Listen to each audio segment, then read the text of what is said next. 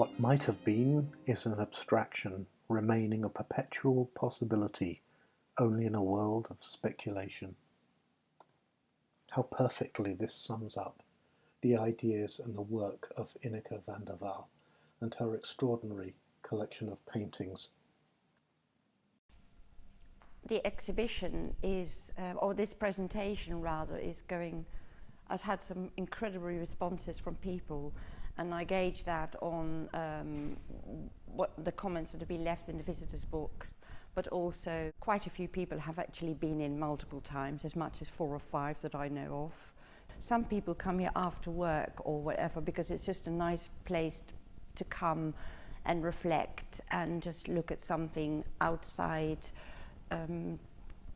bustling society life that you can engage with, and that is one of the reasons that I think the show in a sense has worked, because I wanted it to be a quiet, reflective place, despite the fact the nature of the paintings are thus that they can be quite complex to look at. And there's that duality which, with the quiet space and the subdued lighting, has worked well. So some aspects of the work, which is in the studio, are not there now, and I've remarked upon that as well. And the outsider factor, that once a work leaves your studio space and enters an exhibition space, it becomes something different. It becomes an object for the viewer. It doesn't really belong to me anymore. I have to let go.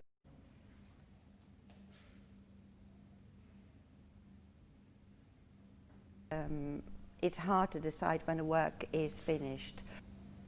It's partly due to the reasons that, the way that the oil dries up, is because the work is very much about light and dark. I mean, that is really the essence, the drama, the narrative, the story.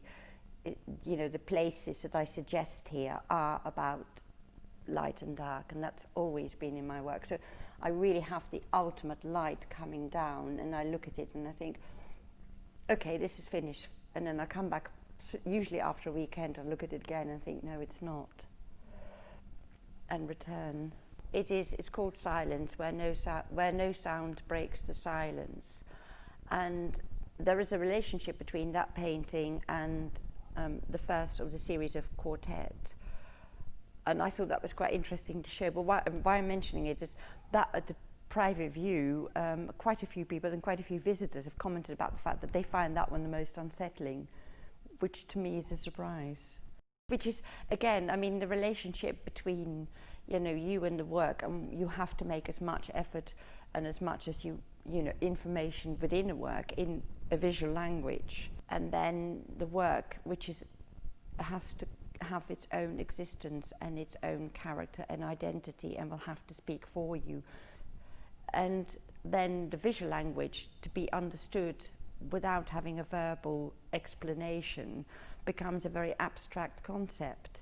And that area I really like to explore, because I cannot express it.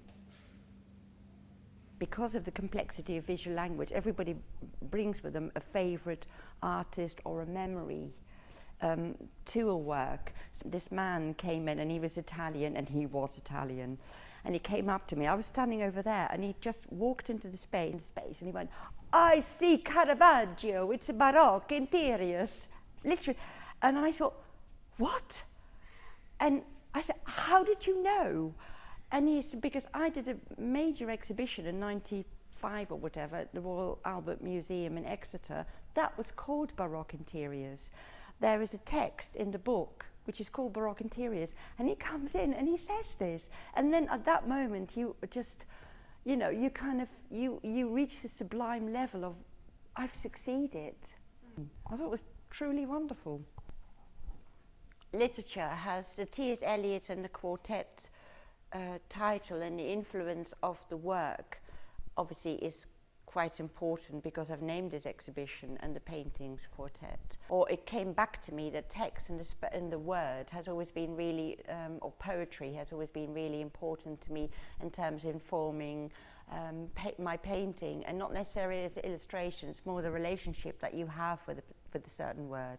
And I like the beauty of work. There's some words to me evoke images. You know, just simple words as silence or time or even place. I mean, a word like place is so nondescript, nevertheless, it's all in there. It's all in there. Places, time, silence, darkness. Preparing for the book, I found that there was a text in there which I'd used by Rilke.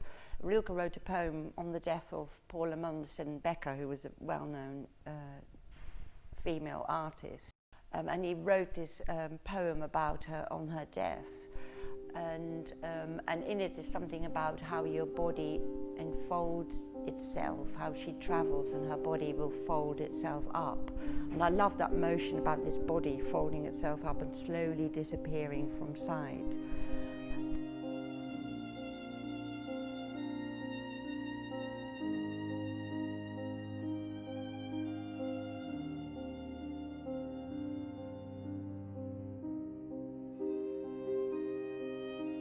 It's the conversation that I have within the work that became really important with me, and about the forgotten places, and about then I've discovered I've always listened, or intermittently I have listened to poetry or plays on the radio while I was working rather than music, and the relationship that you have, or I then developed with T.S Eliot, was he was there in the background, and his text, his words, the meaning of his words, which are just so abstract, it's such an abstract poem, became informative in my work. And it didn't start, oh, I must do a T.S Eliot painting, or I have to do Quartet. But the Quartet series did begin, obviously, with that one, in which its words falter, break, and are spoken. Somewhere in T.S. Eliot, he talks about ash on an old man's sleeve is all the ash the burnt roses leave.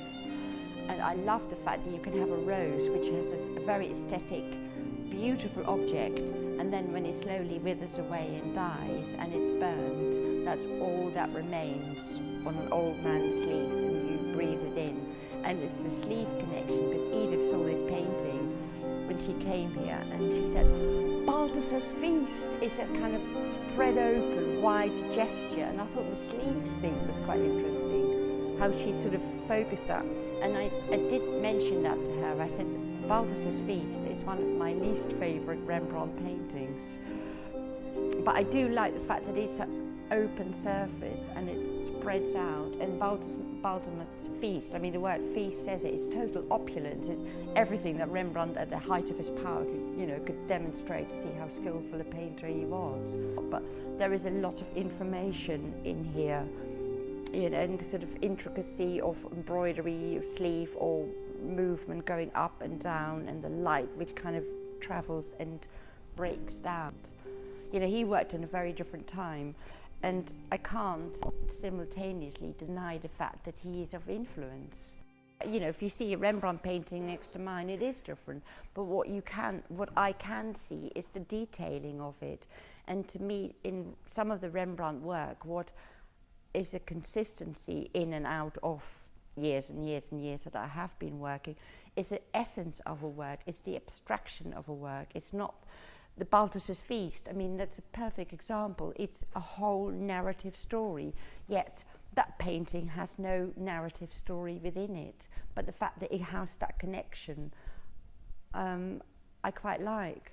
And when Rembrandt, The Jewish Bride, I mean, that painting I really adore, is the two hands that rest on her stomach explain the whole relationship of that painting, and you can actually take little bits of it out and just concentrate on that one aspect. And to me, that is a Jewish Bride. That narrative, that kind of detailing, that grasping of a line or two, I do with Rembrandt, but I also did with T.S. Eliot. It is as if you're in there, or even if I stand up and load of them like this, if I stand here, so you have a definition of the outer space. Yeah, definitely. So, the feet, and then you can sort of slowly see yourself rising upwards and entering into this space.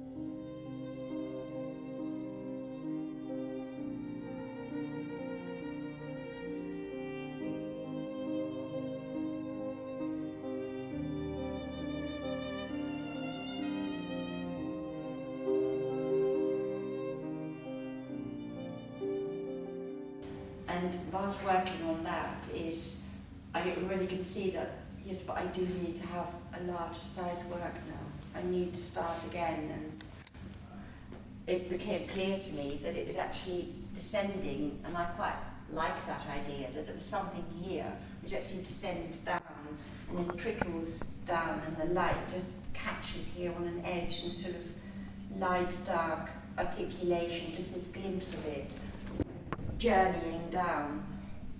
And that reminded me of when I was a child, I used to play underneath the table, and I completely forgot about it. It was one of my favourite games, and we had in our house we had quite a lot of heavy furniture, and on the dining room table was a Persian carpet, which obviously has this kind of richness of dark reds and greens and whites within the structure of the carpet. Also this sort of thickness, this layering thickness of brocadey material, sort of physical material sense. And I used to pull the carpet down and play underneath the table, so you have the carpet really just covers three sides, and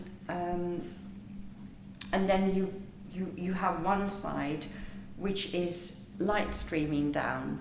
And it hadn't really occurred to me until I was doing the first talk here, that this is so essential within my work, is you have forgotten places. You have these lots and lots of different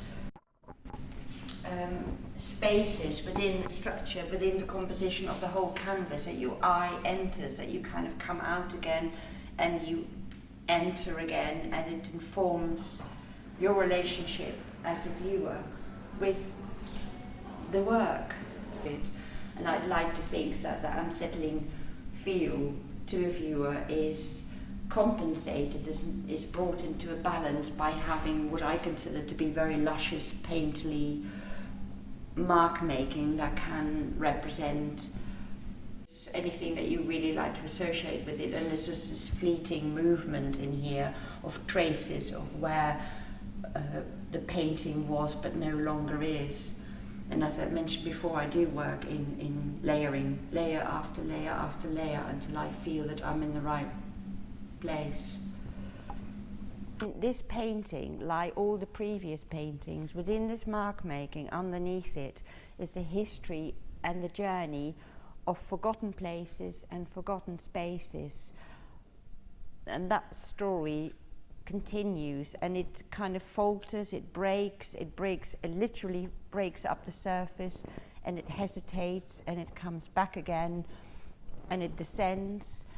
And this, I think this is possibly the most complex of all. And at last, the at last bit, this is Quartet number 4, and I made 4 paintings that specifically in this exhibition have a whole unity. The way that the light is obviously ties it and binds them together, but it's also the dialogue. I did paint from Quartet 1 to Quartet 2 to 3 to 4. Each one of them has a different story, has a different character, has a different narrative, but here, present here, they do work as a whole quartet, a whole series of work, in the way that the poem by T.S Eliot continues from one to the other. And it does repeat itself, within each work there is a narrative, there is a history that glimpses back to the previous painting. And I was looking at my studio wall, and the studio wall has notes and drawings and postcards. And one of the postcards, which is now totally faded, which has always been in my studio, is one of Rembrandt's self-portraits. And I had T.S Eliot's voice echoing in my mind. And when I was working on this, and I had Rembrandt looking over my shoulder, and that is in T.S Eliot. There is a point when he narrates that he walks down the road and he meets a forgotten master, and he says completely in surprise, "What are you doing here?" And I had that sense as relief. I knew this painting was going to be just for me. Quartet was finished, and this is not necessarily an epilogue, but it is a painting which is transcending in a way, and it was mine. I wasn't going to share it with anyone. I wasn't going to place it in a public space. And I like the fact that in this work, Rembrandt meets T.S Eliot, and T.S Eliot says to Rembrandt, "What are you doing here?" This kind of questioning, continued questioning, like, what are you doing? And my words echo thus in your mind. One thing I love in these paintings, in fact the whole body of work, is the sense that behind everything that you're seeing is a deeper, more complex conversation. At first glance the pictures suggest things, forms, ideas, but at the same time they're asking you to look deeper, because you know the artist has thought deeper than the surface. So whilst abstract in and of themselves, those suggestions, forms, ideas, images that remind you of other work perhaps, are not there by accident. Nothing is by accident.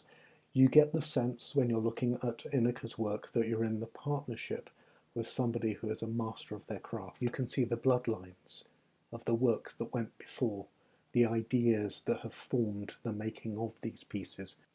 Each painting is in of itself a reflection of its own journey.